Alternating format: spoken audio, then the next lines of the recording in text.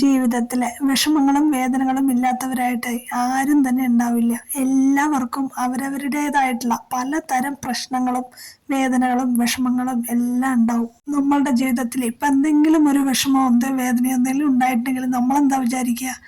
നമ്മൾക്കാണ് ജീവിതത്തിലെ ഏറ്റവും കൂടുതൽ വിഷമം മുഴുവനും നമ്മൾക്കാണ് ദൈവം തരണത്.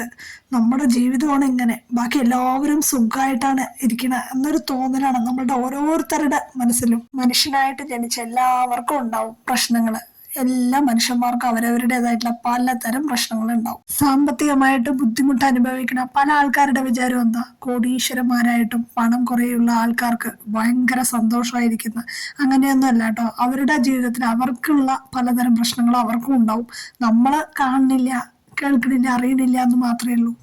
പുറമേ കാണുമ്പോൾ എല്ലാവരും ഇപ്പോൾ ആൾക്കാരുടെ മുന്നിലൊക്കെ കാണുമ്പോൾ എല്ലാവരും ചിരിച്ച് കളിച്ച് ഒരു നല്ല സന്തോഷത്തിലൊക്കെ ഇരിക്കുമ്പോൾ നമ്മളെന്താ വിചാരിക്കുക? അവർക്ക് എന്നും സന്തോഷമായിരിക്കുന്നത്. അവർ ആ ഒരു സമയത്ത് മാത്രമായിരിക്കും ആ ഒരു ചിരിയും അവരുടെ മനസ്സിലും ഉണ്ടാവും. അവരുടെ വീടുകളിലും പലതരം പ്രശ്നങ്ങൾ ഉണ്ടാവും. പണമുള്ളവന് അവൻ്റെതായിട്ടുള്ള വേറെ പ്രശ്നങ്ങള്, പണമില്ലാത്തവന് അവൻ്റെതായിട്ടുള്ള പലതരം പ്രശ്നങ്ങള്. അങ്ങനെ മനുഷ്യനായിട്ടുള്ള എല്ലാവർക്കും അവരവരുടേതായിട്ടുള്ള പ്രശ്നങ്ങളും അതുപോലെ ചെറിയ ചെറിയ സന്തോഷങ്ങളും സുഖങ്ങളും ദുഃഖങ്ങളും എല്ലാം കൂടി കലർന്നത് തന്നെയല്ലേ ജീവിതം. എന്തെങ്കിലും ഒരു ബുദ്ധിമുട്ടോ ദുഃഖമോ വരുന്ന സമയത്ത് എൻ്റെ ജീവിതം ഇങ്ങനെ ആയിപ്പോയല്ലോ, എൻ്റെ ജീവിതത്തിൽ ഇങ്ങനെ സംഭവിച്ചല്ലോ എന്ന് പറഞ്ഞ് പരിതപിച്ച് വേദനിച്ചിരിക്കാതെ ഒരു രാത്രി ആയാല് ഒരു പകൽ എന്തായാലും ഉണ്ടാവും. അതുമാതിരി ഒരു ദുഃഖത്തിന് ഒരു സന്തോഷം എന്തായാലും ഉണ്ടാവും. അപ്പോ ഇന്നത്തെ ദുഃഖത്തിന് നാളെ ഒരു സന്തോഷം എനിക്ക് വരാനിരിക്കുകയാണ് എന്ന്, എൻ്റെ വലിയൊരു സന്തോഷമാണ് നാളെ വരുന്നത് എന്നൊരു വിചാരത്തോടു കൂടെ എല്ലാവരും മുന്നോട്ട് പോകണം. പിന്നെ ഗുരുവായൂരപ്പൻ എന്നൊരു ശക്തി നമ്മളുടെ കൂടെ ഉണ്ട് എന്ന് വിശ്വസിക്കുന്നവരാണെങ്കിൽ പിന്നെ നമ്മൾ എന്തിനാ പേടിക്കണത്? ഭഗവാനെ വിശ്വസിക്കുന്നവരാണെങ്കിൽ ഭഗവാൻ എപ്പോഴും കൂടെ ഉണ്ടാവും. നമ്മൾക്കൊരു സുഖമാണെങ്കിലും ദുഃഖമാണെങ്കിലും കണ്ണൻ നമ്മളുടെ അടുത്ത് തന്നെ ഉണ്ട് എന്ന് വിചാരിക്കുക. തൂണിലും തുരുമ്പിലും എന്ന പോലെ ഭഗവാൻ എല്ലാവിടെയും ഉണ്ട് എന്ന് പറയണ കേട്ടിട്ടില്ലേ?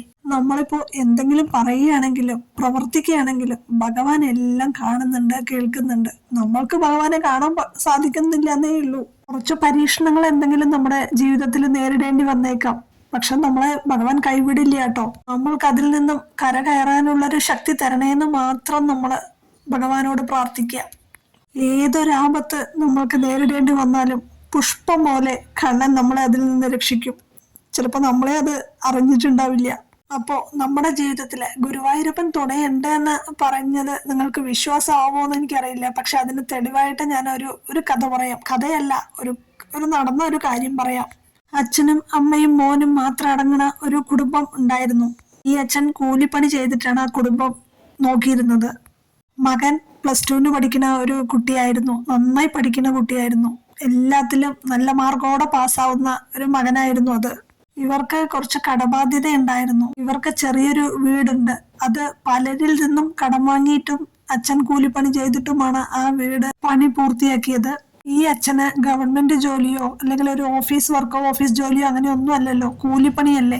ഇന്ന് പണി കിട്ടിയാലേ ചിലപ്പോൾ അടുത്ത ആഴ്ചയായിരിക്കും പിന്നെ അടുത്ത പണി കിട്ടുന്നത്. ഇങ്ങനെയൊക്കെ ആവുമ്പോ വീട്ടിലെ അവസ്ഥ ഭയങ്കര ബുദ്ധിമുട്ടാണ്. കടം കൊടുത്തവർക്ക് പറഞ്ഞ സമയത്ത് തിരിച്ചു കൊടുക്കാൻ പറ്റാത്തത് കൊണ്ട് അവരും വീട്ടിൽ വന്ന് പ്രശ്നങ്ങൾ ഉണ്ടാക്കൽ പതിവായി. അതിനിടയിലാണ് മകന്റെ +2 പഠിത്തം കഴിഞ്ഞു, നല്ല മാർക്കോടെ പാസ്സായി. ഇനി അടുത്തൊരു കോഴ്സിന് ചേരണമെങ്കിൽ തന്നെ നല്ലൊരു ഫീസ്, നല്ലൊരു തുക വേണ്ട വരും.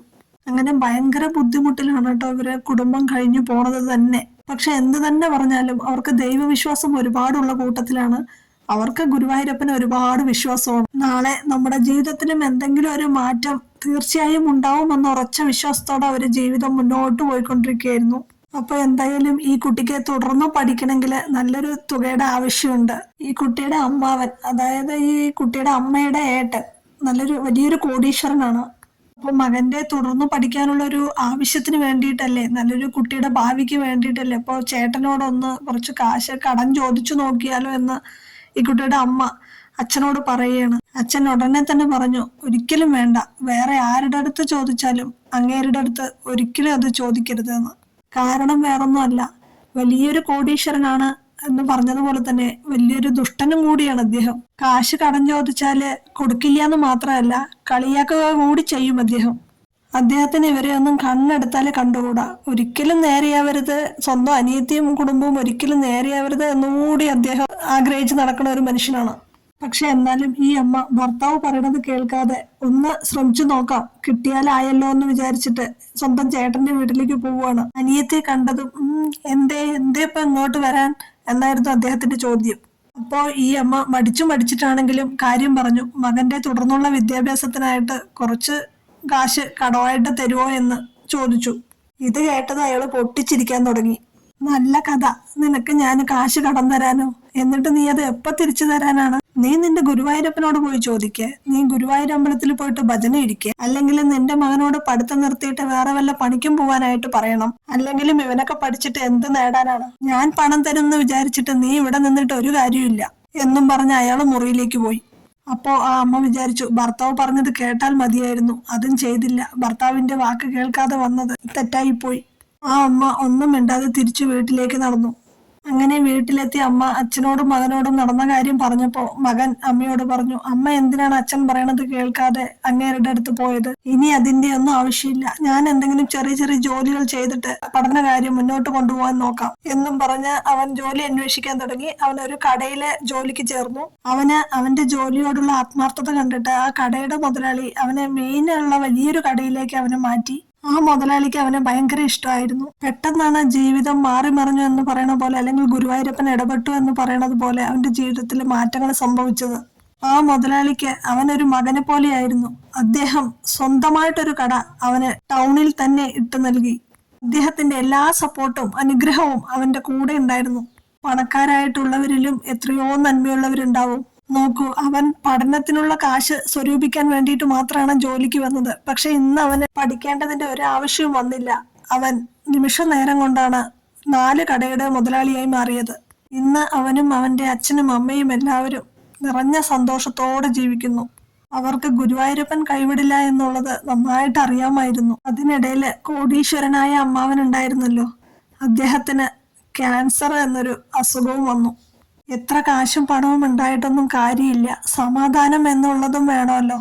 അത് അദ്ദേഹത്തിന്റെ ജീവിതത്തിൽ ഇല്ലാതെയായി. അപ്പോ നമ്മുടെ ജീവിതത്തിലെ ഒരുപാട് കാശും പണവും അതൊന്നും അല്ല പ്രധാനം. സമാധാനമായിട്ട് ജീവിക്കാൻ സാധിക്കുക, സമാധാനമായിട്ട് ഉറങ്ങാൻ സാധിക്കുക, അത്ര മാത്രമേ ഉള്ളൂ. പിന്നെ നമ്മൾ കാരണം ഒരാൾക്കും വേദനിക്കാതിരിക്കട്ടെ, അത്ര മാത്രമേ ഈ ജീവിതത്തിൽ വേണ്ടുള്ളൂ. ഗുരുവായൂരപ്പൻ എന്നും കൂടെ ഉണ്ടാവും. എല്ലാ സങ്കടങ്ങൾക്കും ഒടുവില് വലിയൊരു സന്തോഷം നമ്മളെ തേടിയെത്തും എന്ന ഒരു ഉറച്ച വിശ്വാസത്തോടെ ജീവിക്കുക.